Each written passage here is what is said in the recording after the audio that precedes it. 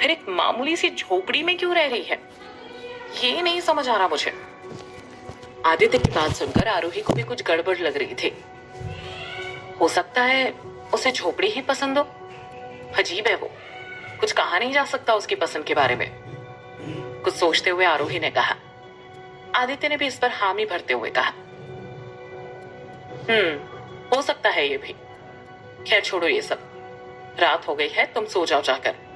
मुझे भी बहुत नींद आ रही है, तो मैं सोने चला। आरोही ने फिर आदित्य को बाय बोला और अपने घर चली गई। आदित्य भी उसके जाने के बाद वापस जाकर सो गया। ये दोनों सो तो गए थे, पर कंचन जागकर कुछ बड़ा प्लान कर रही थी। पूरी रात वो जागी रही और कई सारी अजीबोगरीब चीजें इकट्ठा करती रही। इस सब में कब सुबह हो गई पता ही नहीं चला। आज से कॉलेज जाना था तो आदित्य सुबह जल्दी उठ गया था। 8 बज गए थे तो आरोही भी जल्दी जल्दी कॉलेज जाने के लिए रेडी हो रही थी। दोनों तैयार होकर बस अब निकलने ही वाले थे कि अचानक बिजली कड़कने की आवाज सुनाई दी। आरोही ने तो ध्यान नहीं दिया इतना, पर आदित्य तुरंत बाहर निकलकर देखने लगा कि फरवरी में बादल कैसे गरज रहे हैं। आदित्य बाहर निकला तो मौसम देख चौंक गया। सुबह के 8 बजे भी भयानक अंधेरा छाया हुआ था। आसमान को बादलों ने ढक लिया था। इतनी ज्यादा बिजली कड़क रही थी कि लोग डर से घरों से बाहर नहीं निकल रहे थे। कई जगह तो बिजली गिर भी चुकी थी, जिससे कई पेड़ जल चुके थे। आदित्य ये देख सोच में पड़ गया कि अचानक से ऐसा क्यों हो रहा है। वो अभी खड़ा सोच ही रहा था कि तब तक आरोही भी बाहर आई। बाहर का मौसम देख घबराते हुए आदित्य से बोली, ये अचानक से मौसम बदलने का क्या मतलब है? ऐसा तो कभी नहीं होता। आदित्य ने फिर अपनी चिंता जाहिर करते हुए कहा, कुछ गलत हो रहा है कहीं। ये मौसम इत्तेफाक नहीं, चेतावनी है उसकी। आदित्य की बात सुन आरोही भी सोच में पड़ गई कि अब कैसी गड़बड़ हो रही है और कहां। इन सवालों से परेशान होते हुए आरोही ने कहा, कैसे पता चलेगा कि कहां गलत हो रहा है और कौन कर रहा है इसे? आदित्य ने तब कुछ सोचते हुए कहा, शायद मुझे पता है, कंचन। ये उसी का काम है, वही कर सकती है ये। काव्या को बचाने के लिए वो किसी भी हद तक जा सकती है। मुझे उसे रोकना होगा, इससे पहले कुछ बड़ा अनर्थ हो जाए। आदित्य अब देर नहीं करना चाहता था तो आरोही से बोला, मुझे अभी निकलना होगा कंचन को रोकने के लिए। मैं जल्दी आ जाऊंगा, तब तक घर से बाहर मत निकलना। 1 मिनट, मैं भी चल रही हूँ आपके साथ। घर में अकेले बैठकर क्या करूंगी? वहां गई तो आपकी कुछ हेल्प भी कर लूंगी। कहते हुए आरोही ने घर पर रुकने से साफ मना कर दिया। आदित्य जानता था आरोही जिद पर अड़ जाती है तो नहीं सुनती, तो बिना बहस किए उसे अपने साथ ले जाने के लिए मान गया।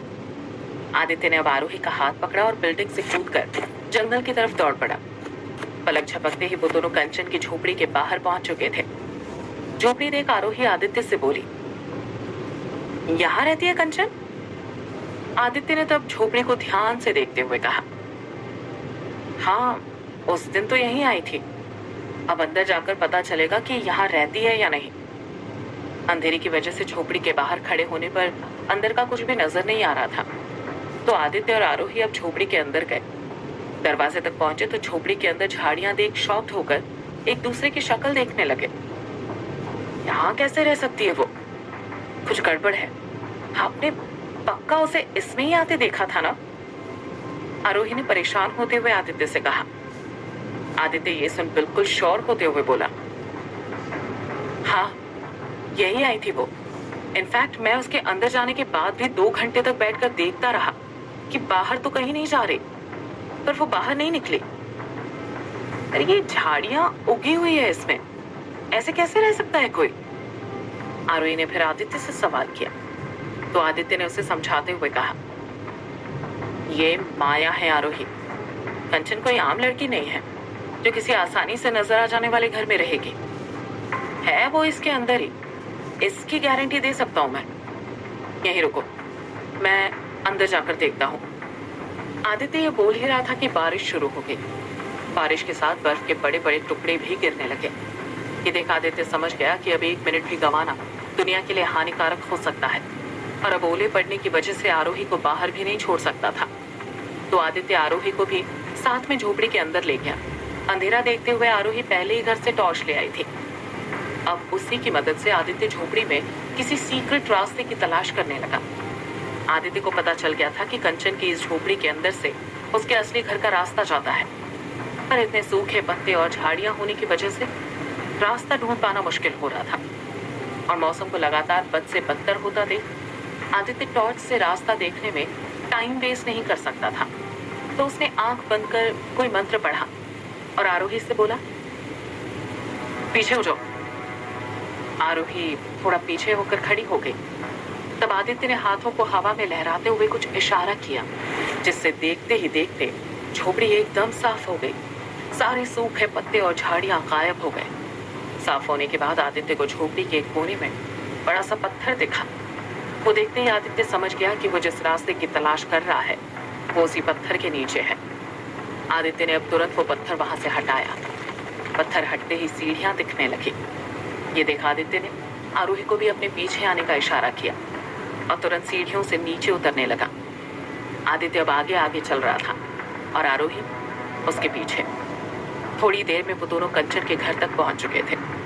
सीढ़ियां जहां खत्म होती थी वहीं पर एक बड़ा सा गेट लगा हुआ था। आदित्य ने एक जोर का धक्का मारा और दरवाजा खुल गया। दरवाजा खुलते ही सामने बने खूबसूरत घर को देख आदित्य ने शातिर तरीके से मुस्कुराते हुए कहा, आखिर हमने तुम्हें ढूंढ ही लिया।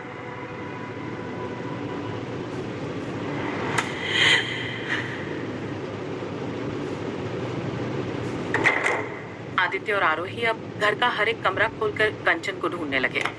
उन्हें कंचन का मंत्रोच्चार सुनाई दे रहा था, पर वो ये नहीं पता लगा पा रहे थे कि वो आवाज किस कमरे से आ रही है। इसका कारण था कि कंचन की आवाज पूरे घर में गूंज रही थी। दोनों अब तक कई कमरे देख चुके थे, पर कंचन नहीं मिली। आदित्य ने तब आरोही से कहा, अपना ध्यान इस आवाज पर लगाओ और महसूस करने की कोशिश करो कि ये आवाज किधर से आ रही है। आरोही ने फिर वही किया। आरोही ने आवाज को ध्यान से सुनना शुरू किया तो उसे ऐसा लगने लगा जैसे वो आवाज उसे रास्ता दिखा रही हो। आरोही आवाज का पीछा करते हुए आगे बढ़ने लगी। थोड़ी देर में आरोही कंचन के कमरे के बाहर खड़ी थी। कमरा अंदर से लॉक था, तो वो अब आदित्य को देखने लगी। आदित्य ने तुरंत जोर से धक्का दिया और दरवाजा खुल गया। दरवाजा खुलते ही दोनों तेजी से कमरे के अंदर गए तो देखा कंचन मंत्रोच्चार करते हुए हवन कर रही है। आदित्य ने आरोही को पीछे रहने का इशारा किया और खुद आगे बढ़कर कंचन के सामने गया। कंचन आंखें बंद किए हुए थी, पर उसे भनक लग गई थी कि उसके कमरे में आदित्य और आरोही आ चुके हैं। पर हवन से उठना कंचन के लिए संभव नहीं था, क्योंकि ऐसा करते ही उसकी सारी मेहनत खराब हो जाती और हवन बेकार हो जाता। तो सब जानते हुए भी कंचन ने अपना हवन जारी रखा। कंचन को यह पहले से पता था कि इस हवन को शुरू करते ही असर दिखना शुरू हो जाएगा और ये देख आदित्य उसे रोकने पहुंच जाएगा। तो कंचन ने हवन और अपने चारों तरफ एक सुरक्षा घेरा बना दिया था।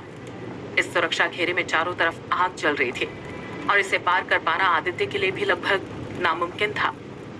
आदित्य कंचन की शक्तियां और इस रेखा के बारे में अच्छी तरह से जानता था, इसलिए वो इस रेखा से कुछ दूर ही बैठा था। वहां बैठकर आदित्य ने थोड़ी देर कंचन के मंत्रों को ध्यान से सुना और फिर उसकी हवन सामग्री देखने लगा। आदित्य ने जब सारी सामग्री देखी तो उसके होश उड़ गए। उसे शौक में देख आरोही उसके पास गई और बोली,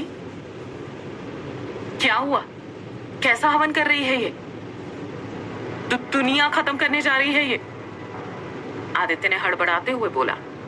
आरोही को कुछ समझ नहीं आया तो उसने परेशान होते हुए आदित्य से पूछा, कैसे? दुनिया कैसे खत्म कर सकती है ये? आदित्य ने तब उसे बताया, ये हवन पूरा होते ही इंसानों की दुनिया और बाकी की दूसरी दुनिया का अंतर खत्म हो जाएगा। दूसरी दुनिया और हमारी दुनिया के बीच जो एक दीवार है वो टूट जाएगी, फिर कुछ नहीं बचेगा यहाँ। दूसरी दुनिया की काली शक्तियां इस दुनिया के आम लोगों पर हावी होने लगेगी और तब धीरे धीरे ह्यूमन लाइफ खत्म हो जाएगी। ये सुन आरोही के पैरों तले से जमीन खिसक गई। फिर तो ये हवन रोकना होगा जल्द से जल्द, आरोही ने जल्दबाजी में कहा।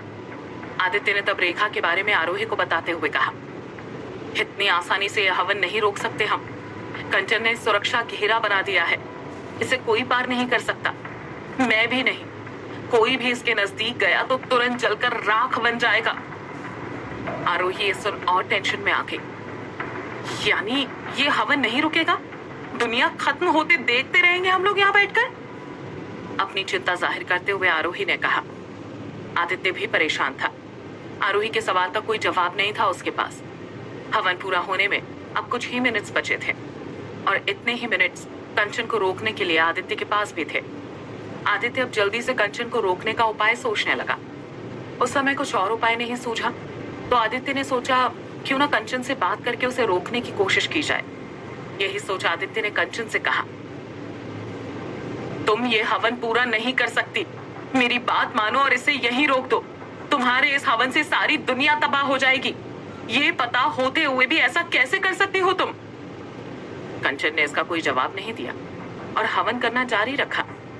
आदित्य ने तब दोबारा कोशिश करते हुए कहा, तुम भी जानती हो तुम्हारे इस हवन का नतीजा कितना बुरा होगा। इससे तुम भी खतरे में आ जाओगी। फिर भी क्यों कर रही हो यह हवन? कंचन ने तब बिना आंखें खोले ही कहा, मुझे सिर्फ इतना पता है कि मेरे इस हवन से काव्या को मैं बचा सकती हूँ। उसके बाद मुझे इस दुनिया की तबाही से कोई फर्क नहीं पड़ता। तुम अब जा सकते हो। आदित्य अब समझ गया था कि कंचन ऐसे मानने वाली नहीं है और उसे रोकने के लिए अब अपनी पावर्स का इस्तेमाल करना पड़ेगा।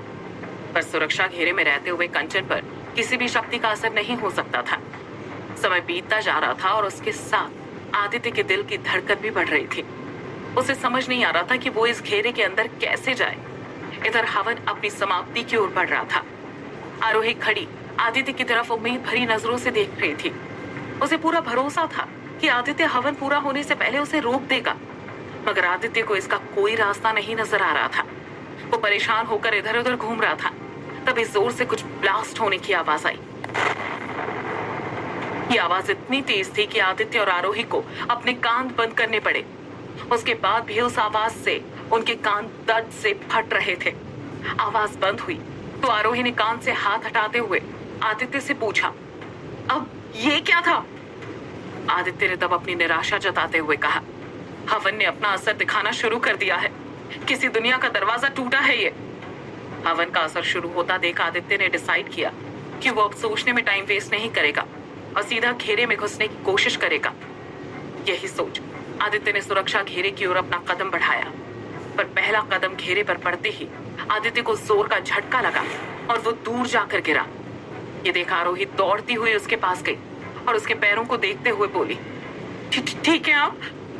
आदित्य के पैर में जलने से छाले पड़ गए थे तो दर्द से कराहते हुए वो उठा और बोला, ठीक हूं मैं। आदित्य को अब खुद पर बहुत ज्यादा गुस्सा आ रहा था क्योंकि वो चाहकर भी हवन को नहीं रोक पा रहा था। उसके रहते हुए भी कंचन ने एक दरवाजा तोड़ दिया था और अभी न जाने और कितने दरवाजे तोड़ने वाली थी वो। आदित्य भी ये सब सोचकर पछतावा कर रहा था। तभी उसके दिमाग में एक और उपाय सूझा। आदित्य ने तब बिना देर किए अपने गले से अपना लॉकेट निकाला और फिर कुछ मंत्र पढ़ के उसे फेंककर कंचन के गले में डाल दिया। आदित्य को ये नहीं पता था कि उसका लॉकेट सुरक्षा घेरे में जाकर जल जाएगा या अपना असर दिखाएगा, पर दुनिया को बचाने के लिए उसने ये रिस्क ले ही लिया। अगर वो लॉकेट आज जल जाता तो उसके साथ ही आदित्य की आधी शक्तियां भी जलकर खत्म हो जाती। पर आदित्य की किस्मत अच्छी थी कि वो लॉकेट जला नहीं। उल्टा कंचन के गले में लॉकेट जाते ही वो बेहोश होकर गिर पड़ी। कंचन के बेहोश होते ही वो सुरक्षा घेरा भी खत्म हो गया और साथ ही हवन की आग भी बुझ गई। आदित्य ने बेहोश पड़ी कंचन को उठाया और ले जाकर सोफे पर लिटा दिया। आरोही अब दौड़कर बाहर गई और मौसम देखने लगी। हवन के बंद होने से मौसम एकदम साफ होने लगा। बादल साफ हो गए और सूरज निकल आया। आरोही ने देख राहत की सांस ली और वापस नीचे आई। अंदर आकर खुश होते हुए आदित्य से बोली, सही हो गया मौसम। ये सुन आदित्य को भी शांति मिली, मगर साथ ही उसे अब इस बात की चिंता सता रही थी कि कंचन को होश आने के बाद क्या करेगी वो। अभी तो आदित्य ने उसे अपने लॉकेट की मदद से बेहोश कर दिया था, बस ज्यादा देर तक वो ऐसे रहने वाली नहीं थी। होश में आते ही वो आदित्य और आरोही की बात सुने बिना ही उन पर हमला कर देती। ऐसी सिचुएशन ना आए इसके लिए आदित्य ने कंचन के होश में आने से पहले ही उसे रस्सी की मदद से सोफे से बांध दिया। इसके बाद उसके गले से अपना लॉकेट निकाला और वापस अपने गले में पहन लिया।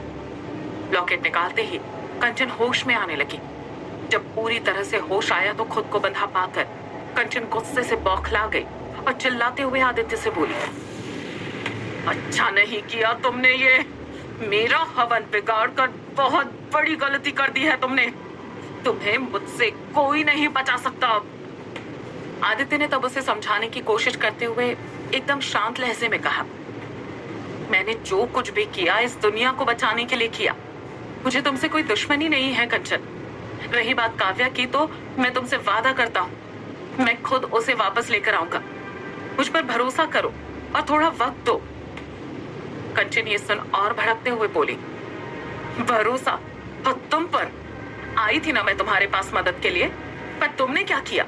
एक कोशिश तक नहीं की। और अब तुम्हें लगता है कि मैं तुम पर भरोसा करूंगी? नहीं, कभी नहीं। ये सुन आरोही आगे आई और बिगड़ते हुए बोली, क्यों नहीं की थी कोशिश मैंने? मैं दो बार ध्यान में गई उसे ढूंढने के लिए, अब नहीं मिली तो इसमें हमारी क्या गलती है? आदित्य कह रहे हैं ना कि वो ले आएंगे काव्या को वापस, तो थोड़ा टाइम देने में क्या जा रहा है तुम्हारा? अगर बिना हवन के काव्या वापस आ जाती है तो इससे अच्छा और क्या होगा? क्यों बेवजह दुनिया को बर्बाद करना चाहती हो तुम? आरोही की बात सुनकर कंचन थोड़ी शांत हुई और बोली, ठीक है, कल सुबह तक का टाइम है तुम्हारे पास।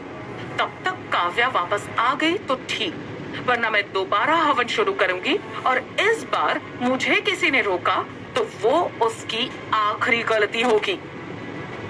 आदित्य ने कंचन की शर्त को मान लिया और बोला, मंजूर है, पर एक शर्त मेरी भी है।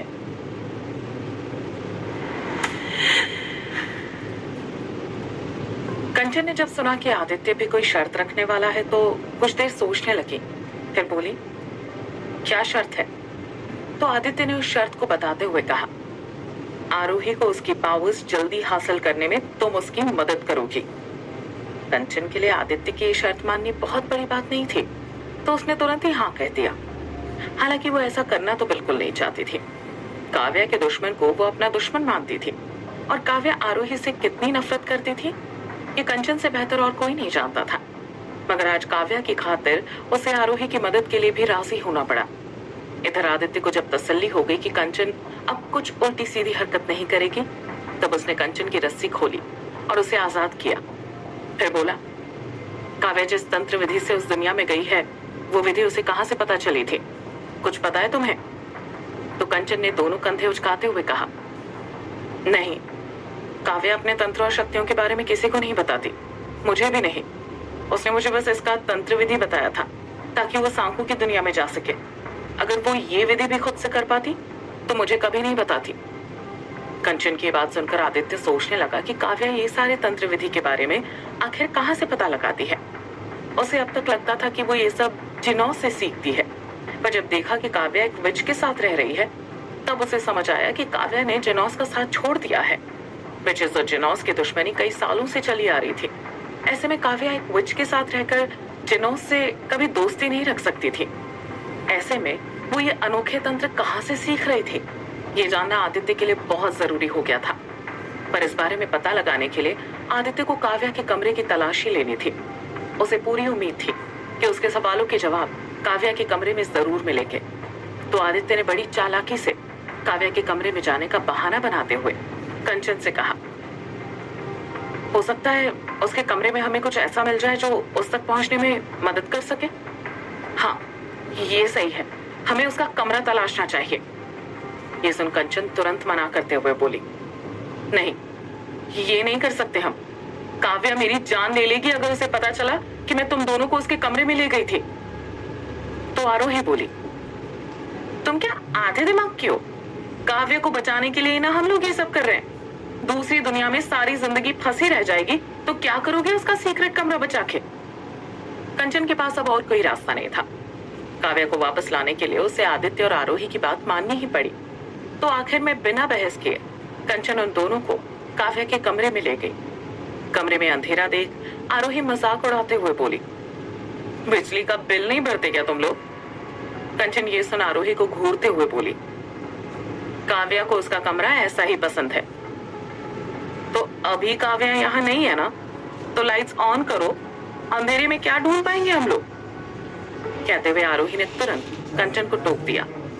कंचन को मन ही मन आरोही पर बहुत गुस्सा आ रहा था, पर सिर्फ काव्या के लिए वो उसे झेल रही थी। गुस्से से चिढ़ते हुए कंचन ने कमरे की लाइट्स ऑन की। लाइट्स ऑन होते ही काव्या का कमरा अब साफ साफ नजर आने लगा, जिसे देखा आदित्य और आरोही की आंखें खुली की खुली रह गई। कई सारी डार्क पेंटिंग से सजा हुआ काव्या का कमरा किसी हॉरर हाउस से कम नहीं लग रहा था। आदित्य कमरे के हर एक कोने को गौर से देख रहा था, ताकि कोई भी काम की चीज नजर से बचने ना पाए। क्या कर रहा है? चला या MP3 डाउनलोड करके उसके कमरे में आया तो था, पर उसका मकसद कुछ और ही था। वो काव्या के पावर्स और उसकी कमजोरी पर रखना चाहता था, ताकि आगे चलकर काव्या कोई मुसीबत खड़ी करे तो आदित्य उसे पछाड़ने में उससे 2 कदम आगे रहे। आदित्य ने अब आरोही को इशारा दिया और आरोही ने कमरे में हर एक चीज को अच्छे से देखना शुरू किया। कई सारी संदूकें रखी थी, उन्हें भी आरोही एक एक कर खोल कर देखने लगे। कंचन भी उन दोनों का साथ देने लगी। ढूंढते ढूंढते तीनों को कई ऐसी चीजें मिली जिसकी उन्होंने उम्मीद तक नहीं की थी। काव्या के पास कई सारे शक्तिशाली यंत्र थे। इनमें से कुछ जिनोस और कुछ साल्विनोस के थे। वहीं कई ऐसे भी यंत्र थे जिनको आदित्य ने भी पहले कभी नहीं देखा था। आदित्य अभी सब देख ही रहा था कि तभी उसके हाथ में वो संदूक लगी जिसमें काव्या ने द्वेंदु की डायरी रखी थी। आदित्य ने जैसे ही संदूक खोला, उसकी नजर द्वेंदु की डायरी पर पड़ी। काव्या के पास द्वेंदु की डायरी देख आदित्य को हैरानी हुई। ये काव्या के पास भी है, पर कैसे? हैरान होते हुए आदित्य ने मन ही मन कहा और फिर डायरी बाहर निकालकर उसे पढ़ने लगा। कुछ पन्ने पढ़ने पर आदित्य को समझ आया कि इस डायरी में उस डायरी से भी ज्यादा तंत्र विधियां लिखी थी जो उसके पास थी। आदित्य ने अब जल्दी जल्दी पूरी डायरी पढ़नी शुरू की। थोड़ी देर में ही उसने लगभग आधी डायरी पढ़ डाली। तब जाकर उसे सांकू की दुनिया में जाने वाली तंत्र विधि मिली। आदित्य ने उसे अच्छे से पढ़ा और अपने दिमाग में बिठा लिया। आदित्य ने फिर अब आगे पढ़ना शुरू किया। आगे के पन्ने पढ़ने पर आदित्य को कुछ मिला, जिससे देख वो एक्साइटेड होकर आरोही और कंचन से बोला, काव्या को वापस लाने का रास्ता मिल गया मुझे। ये सुन आरोही और कंचन दोनों तेजी से आदित्य के पास गई और एक साथ बोली, कैसे? आदित्य ने तब उन्हें डायरी दिखाते हुए बताया, ये देखो, इसी डायरी से सांकू की दुनिया में जाने का रास्ता काव्या को मिला था। इसमें पूरी विधि अच्छे से लिखी हुई है और इसे जब आगे पढ़ा मैंने तो पता चला कि सांकू की दुनिया में जब कोई इंटरफेयर करता है तो वो अपनी दुनिया के चारों तरफ एक दीवार बना देते हैं जिसे कोई नहीं पार कर सकता, न कोई आत्मा और न कोई इंसान। ये दीवार नेचुरल दीवार के जैसी होती है, फर्क बस इतना होता है कि ये नेचुरल दीवार से ज्यादा मजबूत होती है। इस बार भी यही किया है उन लोगों ने, तभी आरोही उसके पार नहीं जा पाई। तो फिर कैसे वापस आएगी काव्या? आदित्य की बात को बीच में काटते हुए कंचन ने सवाल किया। तो आदित्य ने उपाय बताते हुए कहा, हम ऐसे वो दीवार तोड़ नहीं सकते, पर बहुत ज्यादा शक्ति एक साथ उस पर लगाई जाए तो उसमें छेद जरूर कर सकते हैं। आदित्य की बात सुन कंफ्यूज होते हुए आरोही बोली, पर इतनी ज्यादा शक्ति आएगी कहां से और हमें कैसे पता चलेगा कि उसमें छेद करने के लिए कितनी शक्ति की जरूरत है? तो कंचन ने आरोही के सवाल का जवाब देते हुए कहा, हम तीनों की शक्ति अगर मिल जाए तो वो किसी भी दीवार को छेद सकती है। कंचन की बात से आदित्य तो राजी हो गया, पर आरोही को थोड़ा डाउट था खुद पर। उसे पता ही नहीं था कि अपनी सारी पावर्स को एक जगह पर कंसंट्रेट कैसे करते हैं। ध्यान में जाकर लोगों की बातें सुनने के अलावा आज तक उसने और किसी पावर का इस्तेमाल नहीं किया था। आदित्य उसकी शक्ल देखकर समझ गया था कि वो फिर से घबरा रही है। किसी साल्विनोस की पावर्स उसके 20 साल के होने पर उसे मिल जाती थी, पर वो तब तक काम में नहीं आती थी जब तक कि वो साल्विनो उसे प्रैक्टिस करके एक्टिवेट ना करे। आरोही अगर एक एक पावर को प्रैक्टिस करके एक्टिवेट करने जाती तो उसमें कम से कम 1 साल तो लग ही जाता, मगर एक के बाद एक आरोही के सामने जितनी मुसीबतें आ रही थी उन्हें देखते हुए आदित्य 1 साल तक इंतजार नहीं कर सकता था। कंचन को देखते ही आदित्य के दिमाग में सबसे पहले यही आया कि वो कैसे उसे मनाकर आरोही की पावर्स एक्टिवेट करवाए, और आज काव्या के बहाने उसे वो मौका मिल ही गया। तो आदित्य ने बिना टाइम गंवाए मौके का फायदा उठाकर कंचन से कहा, आरोही ने अभी तक अपनी किसी पावर का यूज करना नहीं सीखा है। सबसे पहले तुम्हें उसकी पावर्स एक्टिवेट करनी होगी। आदित्य की ये बात सुन कंचन उसको देखने लगी। आरोही की पावर्स इतनी आसानी से एक्टिव करने का कंचन का कोई इरादा नहीं था, पर अब उसके पास कोई और चारा भी नहीं था, तो उसने आदित्य की बात मान ली। कंचन ने तुरंत आरोही के दोनों हाथों में एक सुई चुभोकर 10-10 बूंद खून निकाला और मंत्र पढ़कर आरोही के माथे पर रखा। फिर अपने हाथ में भी सुई चुभोकर कुछ बूंद खून निकाला और आरोही से बोली, जल्दी पियो इसे, फिर तुम्हारी पावर्स एक्टिवेट हो जाएंगी। आरोही को यह बहुत अजीब लग रहा था, खून पीना वो भी दूसरे का। ये सोचकर ही आरोही को घिन सी आ रही थी। वो एकदम शांत खड़ी कंचन के हाथ को देखे जा रही थी। आदित्य ने जब उसे ऐसा मूर्ति जैसा खड़ा देखा तो बोला, आरोही जल्दी करो, सिर्फ कुछ बूंद खून है, वो पी लो, कुछ नहीं होगा। आदित्य के चुप होते ही आरोही अभी सोच ही रही थी कि फिर कंचन भी बोल पड़ी, पीना है तो जल्दी पियो और खत्म करो तमाशा, तुम पर और टाइम नहीं वेस्ट कर सकती मैं। इतना सुनने के बाद आरोही ने अपनी आंखें बंद की और एक झटके में कंचन के हाथ से टपक रहा खून पी लिया। इसे पीते ही आरोही को ऐसा लगा जैसे उसके पूरे शरीर में करंट दौड़ गई हो। आरोही की सारी शक्तियां अब एक्टिवेट हो चुकी थी। आरोही ये महसूस कर पा रही थी। कंचन ने अब बिना देर किए 3 बड़े गोले बनाए और उन्हें एक लाइन से जोड़ दिया। फिर आरोही और आदित्य से बोली, अपने अपने गोलों में खड़े हो जाओ, हम अब अपनी शक्तियां मिलाने वाले हैं। आरोही और आदित्य ने ठीक वैसा ही किया और एक एक गोले में जाकर खड़े हो गए।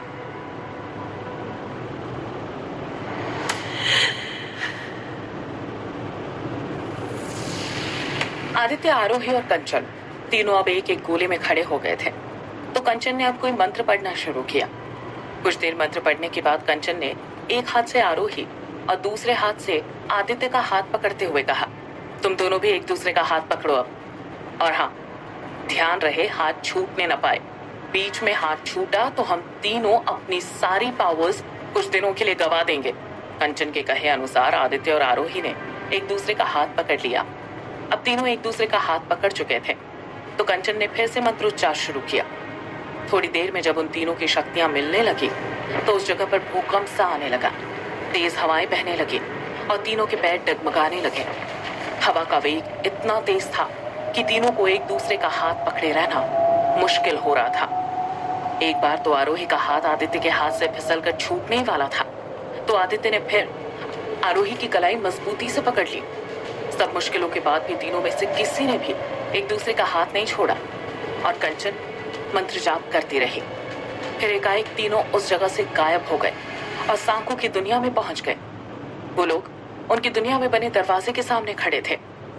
दरवाजे में अब एक बड़ा सा छेद हो चुका था। ये देख तीनों की खुशी का ठिकाना न रहा। खुश होते हुए आदित्य ने कहा, हमने कर दिखाया। कंचन और आरोही भी खुशी से खिलखिलाकर हंसने लगे। अब तीनों ने देर न करते हुए जल्दी जल्दी उस छेद से होकर सांकू की दुनिया में प्रवेश किया। अंदर जाने के बाद अब सबसे बड़ा मसला था कि इतनी बड़ी जगह पर काव्या को कैसे ढूंढा जाए, वो भी सारे सांकू की नजरों से बचते हुए।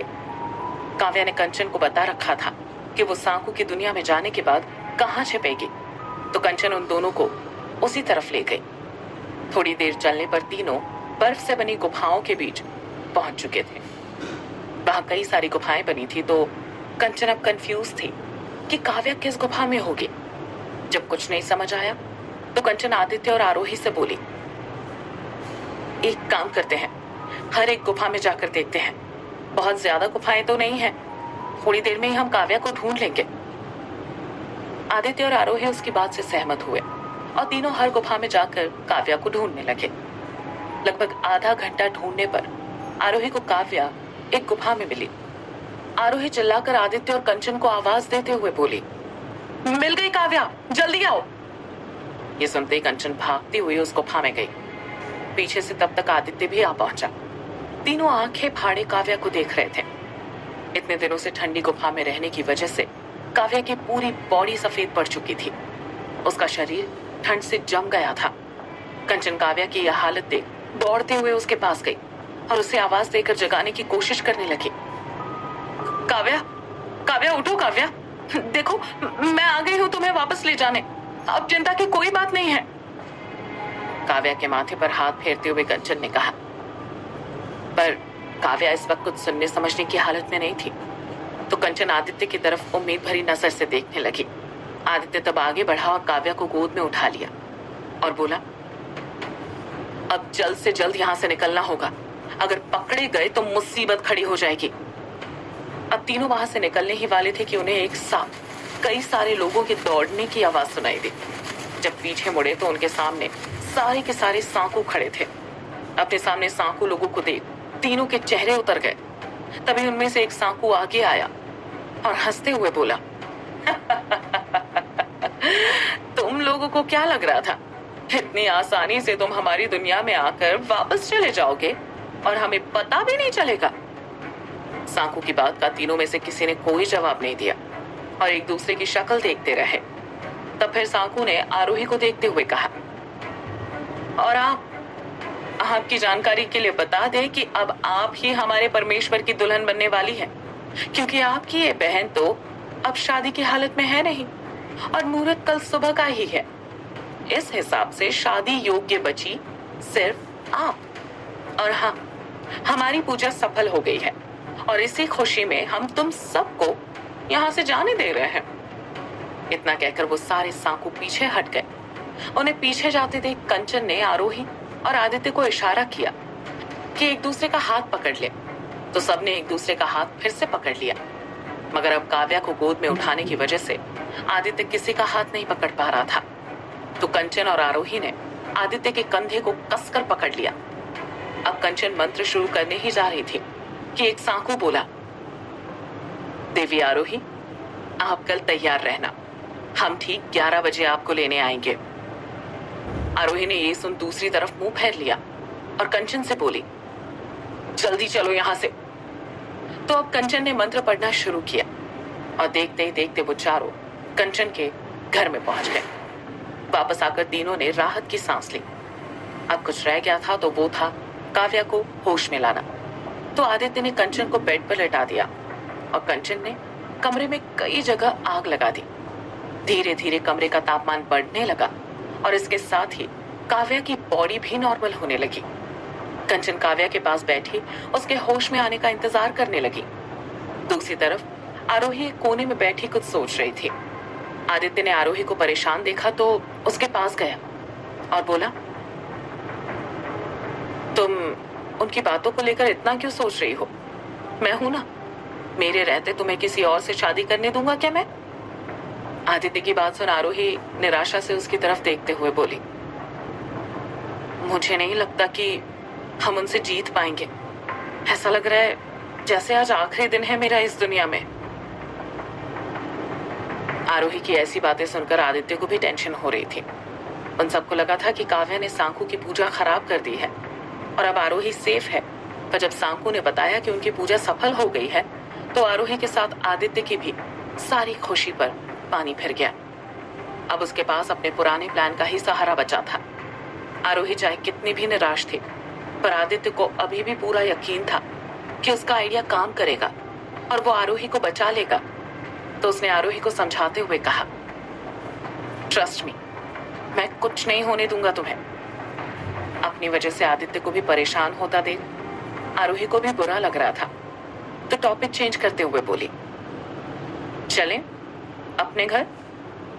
आदित्य ने भी हाँ में सिर हिलाते हुए कहा, ओके चलते हैं, वैसे भी अब यहाँ कोई काम नहीं बचा है अपना। तो अब आदित्य और आरोही ने कंचन से विदा ली और अपने घर के लिए निकल गए। वहां से निकलकर आरोही आदित्य को अपने घर ले गई। आज उसका आखिरी दिन था इस दुनिया में, तो वो इसे आदित्य के साथ बिताना चाहती थी। आदित्य भी समझ ही रहा था कि आरोही सच में हार मान चुकी है, ऐसे में उसे अकेले छोड़कर जाना सही नहीं था। तो आदित्य आरोही के साथ ही बरामदे में बैठ गया। आरोही चाहती थी कि वो जाने से पहले आदित्य से अपने दिल की सारी बातें कह जाए। यही सोचकर वो आदित्य को अपने घर लाई थी। तो जब आदित्य आराम से बैठ गया तो आरोही ने कहा, कल शाम को कंचन के आने से पहले आप कुछ कह रहे थे।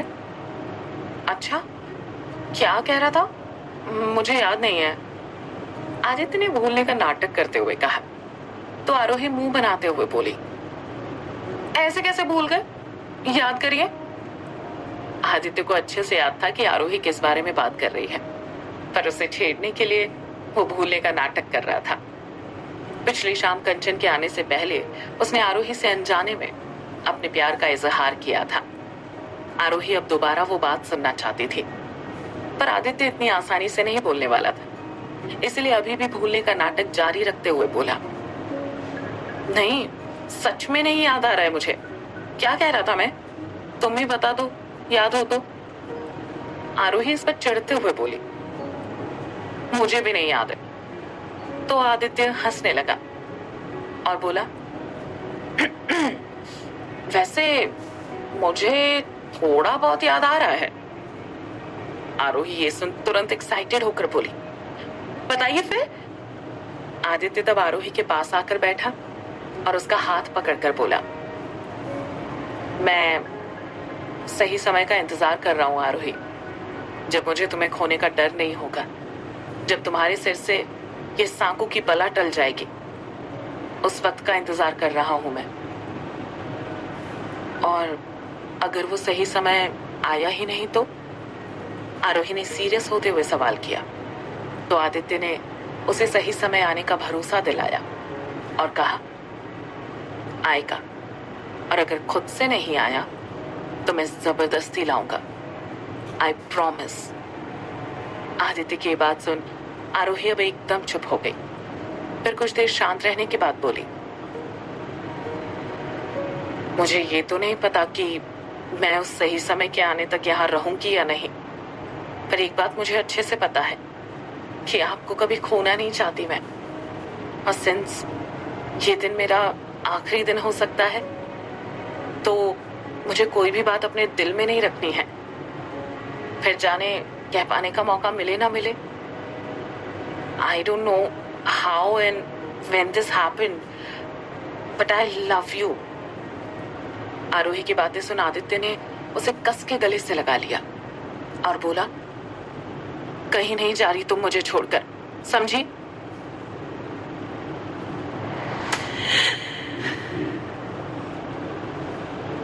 आदित्य आज पूरा दिन आरोही के साथ ही उसके घर पर रहा।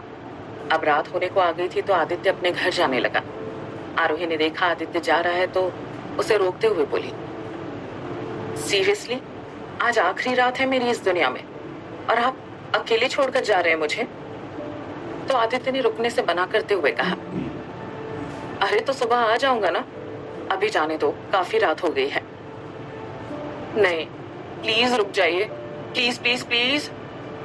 आरोही ने फिर जिद करते हुए कहा। आरोही के इतना जिद करने पर आदित्य अब मना नहीं कर सका और रुक गया। आरोही ने फिर आदित्य के लिए बरामदे में ही सोफे पर बिस्तर लगा दिया और खुद भी वहीं पास में दूसरे सोफे पर सो गई। अब रात के 12 बज चुके थे। आदित्य गहरी नींद में सो रहा था। आरोही भी इससे पहले तक सोई हुई थी, पर जैसे ही 12 बजे वो अपने बिस्तर से उठी और अपने कमरे में चली गई। वहां जाकर अपनी विंडो से छलांग लगाई और बिल्डिंग से बाहर निकल गई। आरोही जब विंडो से कूदी तो उसकी आवाज से आदित्य की भी नींद खुल गई। आदित्य ने आंख खोली और देखा तो पास में आरोही नहीं थी। आदित्य को चिंता होने लगी कि इतनी रात गए आरोही आखिर गई कहाँ। वो तुरंत उठा और पूरे घर में आरोही को ढूंढने लगा, मगर आरोही घर में होती तब तो मिलती। आदित्य सब जगह ढूंढने के बाद आरोही के कमरे में भी गया, वहां भी उसे कुछ नहीं मिला। तो आदित्य खड़ा होकर सोचने लगा कि आरोही गई तो गई कहाँ। विंडो के पास ही खड़ा आदित्य सोच रहा था, तब तक उसकी नजर विंडो के बाहर गई तो देखा कि आरोही बिल्डिंग का मेन गेट पार करके कहीं जा रही थी। इतनी रात को कहाँ जा रही है ये, वो भी ऐसे अकेले? आदित्य ने परेशान होते हुए खुद से ही सवाल किया। उसे भनक तक नहीं थी कि उसकी नाक के नीचे आरोही खून पर खून किए जा रही है। आदित्य ने अब जरा भी देर न की और तुरंत विंडो से कूदकर आरोही के पीछे जाने लगा। पहले तो आदित्य ने सोचा कि आरोही को सामने से जाकर पूछे कि आखिर जा कहाँ रही है इस वक्त, पर फिर उसने ये सोच के अपने कदम पीछे बढ़ा लिए कि अगर आरोही को उसे बताकर ही जाना होता तो ऐसे आधी रात में चोरी से नहीं जाती। यही सोच आदित्य आगे नहीं गया। आरोही काफी स्पीड से चल रही थी और आदित्य उसके पीछे पीछे छुपते छुपाते आगे बढ़ रहा था। हमेशा की तरह आरोही के चारों तरफ वो तेज वेग चलने वाली हवाएं भी मंडरा रही थी। आदित्य को इस सब से कुछ गड़बड़ होने का शक हो रहा था, मगर वो गड़बड़ क्या थी आदित्य ये नहीं समझ पा रहा था। आरोही चलते चलते घर से काफी दूर एक गली में बने छोटे से मकान के सामने रुकी। आदित्य भी उससे कुछ ही दूरी पर खड़ा हो गया और देखने लगा कि आरोही आखिर करती क्या है। आरोही की अब सारी पावर्स एक्टिवेट हो चुकी थी, तो वो अब पहले से भी ज्यादा शक्तिशाली हो गई थी, जिसकी बदौलत इस बार उसे अपना शिकार ढूंढने जाने की जरूरत नहीं पड़ी। उस मकान के सामने खड़ी होकर आरोही ने हाथों से कुछ इशारे किए और मकान का दरवाजा खुल गया। आरोही फिर मकान के अंदर चली गई। आदित्य बाहर खड़ा अभी सोच ही रहा था कि वो भी आरोही के पीछे अंदर जाए या नहीं, कि तब तक आरोही वापस बाहर आ गई। पर आरोही अकेली नहीं आई थी, उसके गोद में लगभग 8-9 महीने का एक बच्चा भी था। अंधेरी रात और साथ में हवाओं की बवंडर के बीच होने की वजह से आदित्य आरोही के हाथ में बच्चा नहीं देख सका। उसे लगा आरोही मकान से खाली हाथ ही वापस आई है, इसलिए वो आगे नहीं आया और वहीं छिपा रहा। इधर आरोही ने अब बच्चे को जमीन पर लेटा दिया और उसे घूर घूर कर देखने लगी। बच्चा इतनी देर से सोया हुआ था तो उसके रोने की भी आवाजें नहीं आ रही थी, पर आरोही ने जैसे ही उसे जमीन पर रखा, बच्चे की नींद खुल गई। आंख खुलते ही अपने सामने आरोही का भयावह चेहरा देख बच्चा बुरी तरह से डर गया और जोर जोर से रोने लगा, मगर उस मंडराती हवा के बीच में होने की वजह से बच्चे की आवाज बाहर तक नहीं जा पा रही थी। बच्चा जब रोने लगा तो आरोही उसे देख जोर जोर से हंसने लगी, फिर अपने लंबे नाखूनों से बच्चे के माथे पर खरोंच मारते हुए बोली,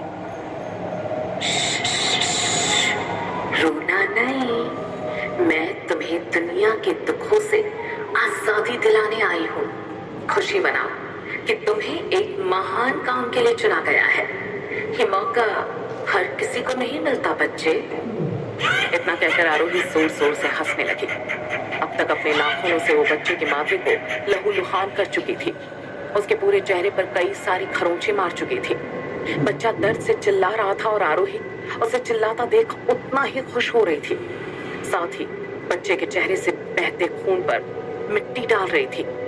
बच्चा जब दर्द से तड़पने लगा तो आरोही ने उसे गोद में उठाया और डरावनी आवाज में बोली, ये सारी तड़प, ये सारी तकलीफें आज खत्म हो जाएगी और इसका सारा क्रेडिट जाएगा मुझे, द ग्रेट आरोही को। इतना कहकर आरोही ने बच्चे को हवा में उठाया और फिर कुछ मंत्र बोलने लगी। इसके बाद वो बच्चा हवा में लहराने लगा। आरोही अपने हाथ से कुछ इशारे करती और बच्चा हवा में और ऊपर उठता जाता। दूसरी तरफ आदित्य अभी भी खड़ा आरोही के वापस आने का इंतजार कर रहा था। हवाओं की वजह से उसे कुछ दिखाई नहीं दे रहा था। उसे सिर्फ इतना पता था कि आरोही उस हवा के बीच में खड़ी है, पर क्यों खड़ी है और क्या कर रही है, आदित्य को इसका कोई अंदेशा नहीं था। क्या कर रही हो आरोही, क्या छुपा रही हो तुम मुझसे? आदित्य ने कुछ सोचते हुए खुद से कहा।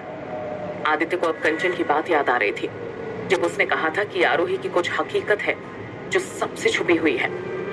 आदित्य का दिल तेजी से धड़क रहा था, ये सोच सोच कर कि आरोही आखिर उससे क्या छुपा रही है। वो अभी भी खड़ा आरोही के वापस आने का इंतजार कर रहा था। इधर आरोही ने बच्चे को अब जमीन से करीब 20-25 फीट ऊपर उठा दिया था और फिर हाथ से कुछ इशारा किया और एकाएक बच्चे को जोर से जमीन पर पटक दिया। इतनी ऊंचाई से गिरकर बच्चे ने एक चीख के साथ कुछ ही सेकंड्स में दम तोड़ दिया। आरोही अब खूब जोर जोर से हंसने लगी। इस बार आरोही इतनी तेज आवाज में हंस रही थी कि आदित्य तक उसके हंसी की आवाज पहुंच रही थी। आरोही को ऐसे पागलों जैसे हंसते सुन आदित्य और परेशान हो रहा था। बार बार उसका दिल कह रहा था कि वो आगे जाकर आरोही से बात करे और पूछे कि वो यहाँ इस वक्त क्या कर रही है, पर फिर वो ये सोचकर रुक जा रहा था कि कहीं उसकी ऐसी हरकत से आरोही ये ना सोचे कि वो उस पर शक कर रहा है, और इसलिए उसका पीछा भी किया। आदित्य ये सब दुविधा में फंसा था और इधर आरोही एक और खून कर चुकी थी। जमीन पर खून से सनी बच्चे की लाश पड़ी हुई थी और वहीं बैठकर हंसे जा रही थी। कुछ देर बाद अब आरोही ने अपना हाथ आगे बढ़ाया और बच्चे के सिर से गिर रहे खून की एक बूंद को चखा। खून अभी भी गर्म लग रहा था तो आरोही ने फिर कुछ मंत्र पढ़े और अपना हाथ बच्चे के पूरे शरीर पर घुमाया फिर दोबारा खून चखा तो इस बार खून ठंडा हो गया था। आरोही अब खुशी से फूले नहीं समा रही थी। खून देख उसकी आंखों में अलग सी चमक आ गई थी। अब देर न करते हुए आरोही ने अपने लंबे नाखूनों को बच्चे के पेट में घुसा दिया। एक झटके में उसका पूरा पेट फाड़ दिया। ऐसा करते ही खून की नदी सी बह पड़ी। आरोही अब खुशी खुशी बच्चे के पेट से बह रहे खून को दोनों हाथों से उठाकर पीने लगी। थोड़ी देर में उसने सारा खून पी लिया। अब आरोही को और खून की तलब होने लगी तो वो बच्चे के शरीर पर जगह जगह खरोंच मारकर खून निकालती और उसे पीती जाती। कुछ ही मिनट्स में आरोही ने बच्चे के शरीर का सारा खून पी लिया था। तब कहीं जाकर उसकी खून की प्यास बुझी। आरोही ने अब बच्चे के शरीर से उसका दिल निकाला और बाहर फेंक दिया। फिर वहां से वापस उठकर वापस घर की तरफ जाने लगी। आरोही जब वापस जा रही थी तो आदित्य एक कोने में छुप गया कि आरोही उसे देख ना पाए। और आरोही जब आगे बढ़ गई तो आदित्य तेजी से उस मकान की तरफ गया जहां इतनी देर से आरोही बैठी हुई थी। वहां पहुंचकर आदित्य की नजर बच्चे के बेजान शरीर पर पड़ी। बच्चे की ऐसी हालत देख आदित्य के होश उड़ गए। आदित्य खुद को संभाल नहीं पाया और वहीं जमीन पर गिर पड़ा। उस बच्चे की ऐसी बुरी हालत देख आदित्य की आंखों से आंसू रुकने का नाम नहीं ले रहे थे। वो समझ नहीं पा रहा था कि अब क्या सोचे और क्या करे। उसका दिल मानने को तैयार ही नहीं था कि आरोही ऐसा कुछ कर सकती है। पर उसका दिमाग उससे चीख चीख कर कह रहा था कि आरोही को जल्द से जल्द इस गुनाह की सजा दो। वो कुछ सोचने समझने के काबिल नहीं बचा था। वहीं लाश के पास बैठकर पछतावा कर रहा था। मेरी गलती है इसमें भी। मैं अगर पहले आ जाता तो शायद तुम्हें बचा पाता। रोते हुए आदित्य उस बच्चे की लाश से कह रहा था। वो इस सब का जिम्मेदार भी खुद को मान रहा था।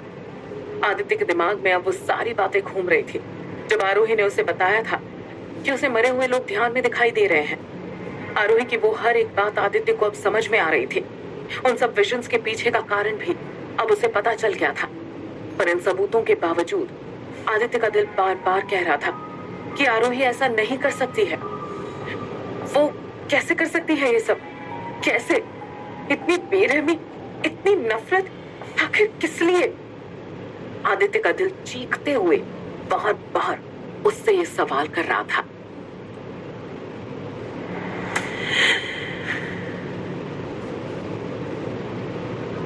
सुबह के 7 बज चुके थे और आदित्य अभी भी जंगलों में इधर उधर भटक रहा था।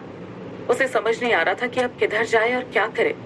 अगर वापस आरोही के पास जाता तो उसकी शक्ल देख उसे उस बच्चे की बेजान लाश याद आने लगती। आरोही भी अब तक जाग चुकी थी। रात में देर तक जगे रहने की वजह से सुबह भी देर से उठी थी। उठने के बाद आरोही अब आदित्य को ढूंढने लगी।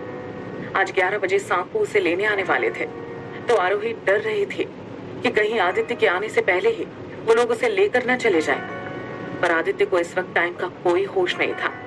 वो उस बच्चे के अलावा और किसी के बारे में कुछ सोच ही नहीं पा रहा था। इधर उधर भटकते हुए उसे कंचन का ख्याल आया। उसे याद आया कि कंचन आरोही के बारे में बहुत कुछ जानती थी जो उसने बताया नहीं था। तो आदित्य अब सीधा कंचन के घर के लिए निकल गया। झोपड़ी में पहुंचकर पत्थर हटाया और सीढ़ियों से होता हुआ कंचन के घर के दरवाजे के सामने पहुंचा। वहां पहुंचकर वो दरवाजा खटखटाने लगा। सुबह सुबह अपने घर के दरवाजे पर आहट सुन पहले तो कंचन को बहुत अजीब लगा क्योंकि उसके घर कभी कोई आता जाता नहीं था। एक काव्या थी तो वो अभी तक बेहोश पड़ी थी। फिर इस समय कौन आया होगा सोचकर कंचन दरवाजा खोलने नहीं गई। जब एक साथ 2-3 बार आहट हुई तो कंचन ने फिर आखिर में दरवाजा खोला। जब दरवाजा खोला तो सामने आदित्य को खड़ा देख वो चौंक गई। आदित्य इस वक्त बहुत बुरी हालत में था। ऐसे अक्सर उसके कपड़े चमकते रहते थे और उसके चेहरे पर एक रौनक लगती थी, पर आज उसके कपड़े मैले हो रखे थे और उसका चेहरा भी उतरा हुआ था। उसे देख साफ पता चल रहा था कि वो पूरी रात सोया नहीं है और किसी बात से बेहद परेशान है। कंचन ने जब उसे ऐसी हालत में देखा तो कुछ बोली नहीं और अंदर आने का रास्ता दे दिया। पर आदित्य घर के अंदर जाने के बजाय दरवाजे पर ही खड़ा रहा। तो आखिर में कंचन ने पूछ ही लिया, क्या हुआ? आदित्य ने तब रूंधी सी आवाज में कंचन से कहा, तुम्हें सब पता था, फिर भी उसकी सच्चाई तुमने मुझसे छुपाई। ऐसा क्यों किया तुमने? मेरे साथ साथ आज तुम भी एक मासूम से बच्चे की मौत की जिम्मेदार हो। आदित्य ने जब ये कहा तो कंचन को सारा माजरा समझते देर न लगी। उसने फिर एकदम शांत लहजे में आदित्य से कहा, उस वक्त अगर मैं तुम्हें सारी बात बताती तो क्या तुम मेरा यकीन करते? कंचन का यह सवाल सुन आदित्य कोई जवाब न दे सका, और जवाब देता भी क्या। उसे भी अच्छे से पता था कि अगर पहले कंचन उसे ये सब बताती तो वो कभी यकीन नहीं करता, पर अब अपनी आंखों से सब देखने के बाद आदित्य इन सब बातों पर यकीन करने के लिए मजबूर हो गया था। कंचन ने आदित्य से पूछा, तो अब क्या करना है आखिर? कंचन का सवाल सुन आदित्य अब सोच में पड़ गया। नॉर्मली जब कोई सार्बिनोस किसी तरह की गलती करता था तो द ग्रेट प्रोटेक्टर उसकी सजा डिसाइड करते थे, पर वेंदु की मौत के बाद कोई इस पोजीशन के लायक खुद को साबित नहीं कर पाया, इसलिए ये पोजीशन अभी भी खाली थी। अब कोई सार्बिनोस किसी तरह की गलती करता तो कुलगुरु उसकी सजा डिसाइड करते थे, और वो अक्सर बहुत कड़ी सजा देते थे गलती करने वालों को। तो अब आदित्य ये नहीं डिसाइड कर पा रहा था कि वो कुलगुरु को आरोही के बारे में बताए या नहीं। उसका फर्ज कह रहा था कि उसे तुरंत कुलगुरु से सारी बात बता देनी चाहिए, पर फिर ये सोचकर उसके कदम रुक जा रहे थे कि खून के लिए आरोही को कहीं मौत की सजा ना सुना दी जाए। कंचन आदित्य की ये दुविधा अच्छी तरह से समझ रही थी, पर अब इसमें वो भी कुछ मदद नहीं कर सकती थी, इसलिए चुप होकर खड़ी थी। आदित्य ने फिर कुछ सोचते हुए कहा, मुझे ये कंफर्म करना है कि बाकी के 2 खून भी उसी ने किए हैं या नहीं। हेल्प करोगी मेरी?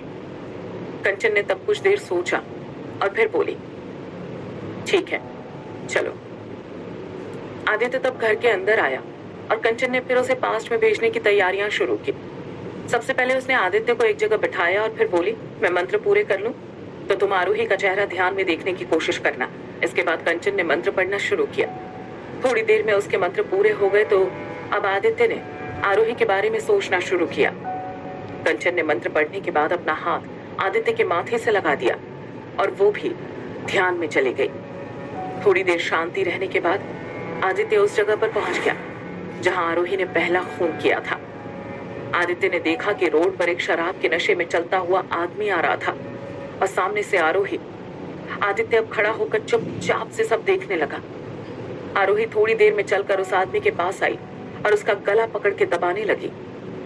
वो आदमी कुछ ही सेकंड्स में दम घुटने से मर गया।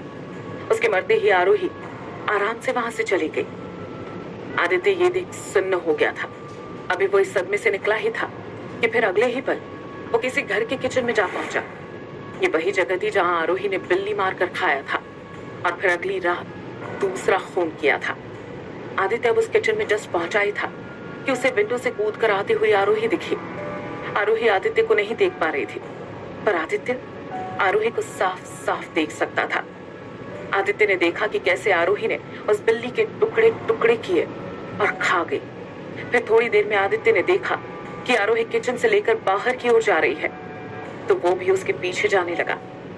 आरोही ने फिर एक कमरे में घुसकर दूसरे आदमी का खून किया और वहां बैठकर हंसने लगी। आदित्य को इन दोनों आदमियों के चेहरे बिल्कुल अच्छे से याद थे। वो बहुत टाइम से इनके खूनी का पता लगाने की कोशिश कर रहा था। आज जब उसके सामने खूनी का चेहरा आया तो वो ये सच्चाई बर्दाश्त नहीं कर पा रहा था। आरोही ने कितनी बेरहमी से ये सारे कत्ल किए, ये देख अब आदित्य को उससे नफरत होने लगी थी। आदित्य के सामने ये खून करके आरोही निकल गई। कंचन ने अब आदित्य के माथे से अपना हाथ हटाया और ऐसा करते ही आदित्य भी ध्यान से जाग गया।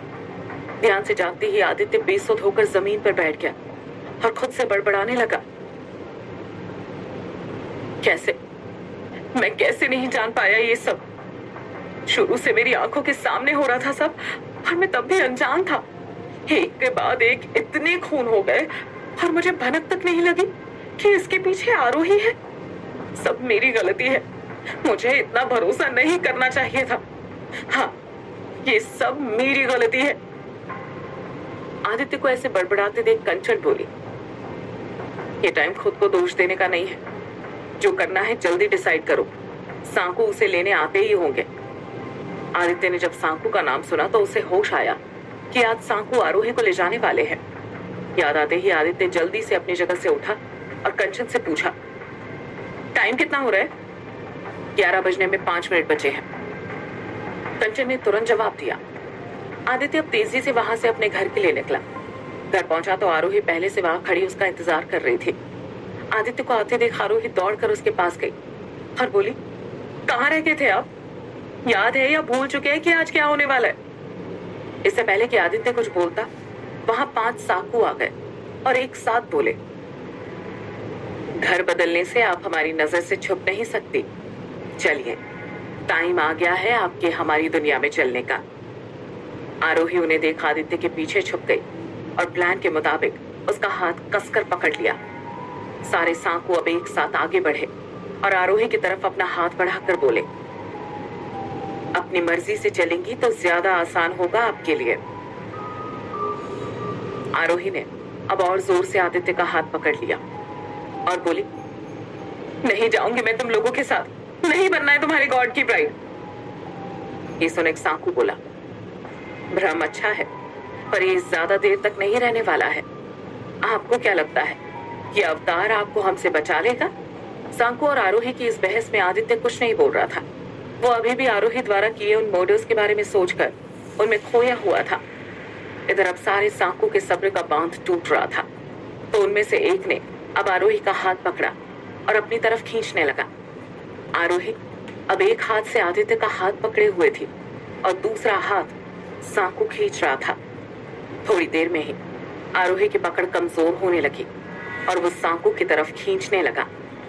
आरोही को अब थोड़ा अजीब लग रहा था कि आदित्य उसका हाथ क्यों नहीं पकड़ रहा है। तब से सिर्फ वो ही उसका हाथ पकड़े हुए थे, जबकि प्लान ये था कि आखिर तक आदित्य उसका हाथ पकड़े रहेगा और उसके साथ ही सांकू की दुनिया में जाएगा।